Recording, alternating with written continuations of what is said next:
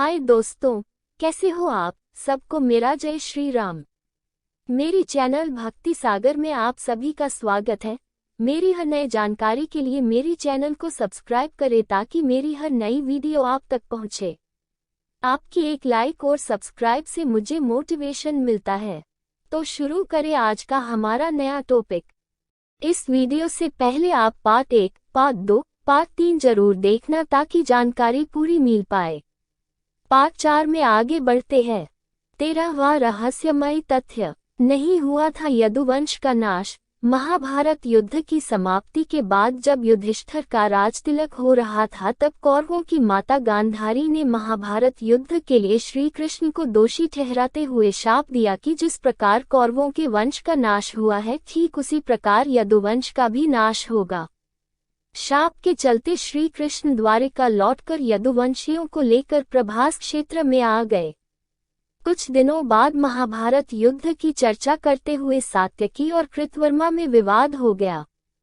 सात्यकी ने गुस्से में आकर कृतवर्मा का सिर काट दिया। इससे उनमें आपसी युद्ध भड़क उठा और वे समूहों में विभाजित होकर एक दूसरे का संहार करने लगे। इस लड़ाई में श्री कृष्ण के पुत्र प्रद्युम्न और मित्र सात्यकी समेत सभी यदुवंशी मारे गए थे। केवल बब्रू और दारुक ही बचे रह गए थे। यदुवंश के नाश के बाद कृष्ण के ज्येष्ठ भाई बलराम समुद्र तट पर बैठ गए और एकाग्रचित होकर परमात्मा में लीन हो गए। इस प्रकार शेषनाग के अवतार बलराम जी ने देह त्यागी और स्वधाम लौट गए।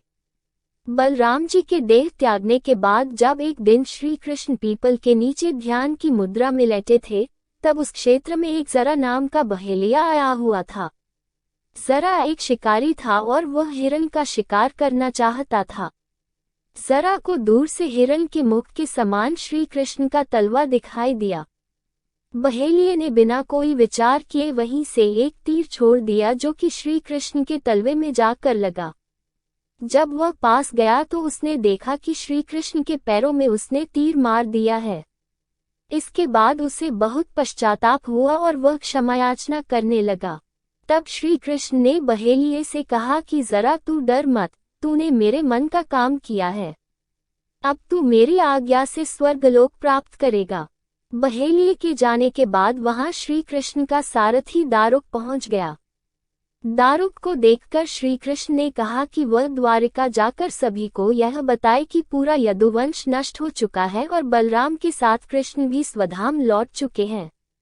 अतः सभी लोग द्वारिका छोड़ दो क्योंकि यह नगरी अब जलमग्न होने वाली है। मेरी माता, पिता और सभी प्रियजन इंद्रप्रस्थ को चले जाएं। यह संदेश लेकर दारुक वहां से चला गया। इसके बाद उस क्षेत्र में सभी देवता और स्वर्ग की अप्सराएं, यक्ष, किन्नर, गंधर्व आदि आए और उन्होंने श्री कृष्ण की आराधना की। आराधना के बाद श्री कृष्ण ने अपने नेत्र बंद कर लिए और वे सशरीर ही अपने धाम को लौट गए।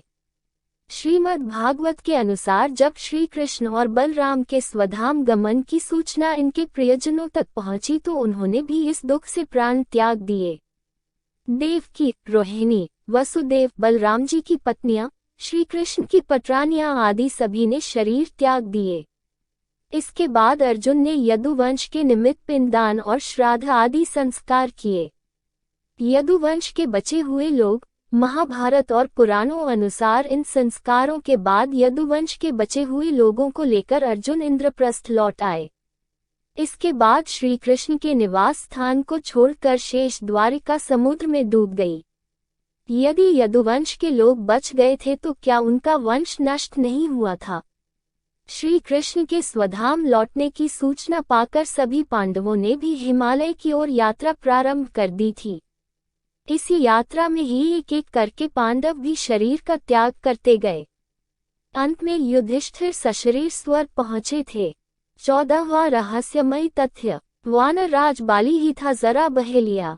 पौराणिक मान्यताओं अनुसार प्रभु ने त्रेता में राम के रूप में अवतार लेकर बाली को छुपकर तीर मारा था। कृष्णावतार के समय भगवान ने उसी बाली को जरा नामक बहेलिया बनाया और अपने लिए वैसी ही मृत्यु चुनी जैसी बाली को दी थी। धन्यवाद। मिलते हैं नए वीडियो में ऐसी ही नई जानकारी के साथ।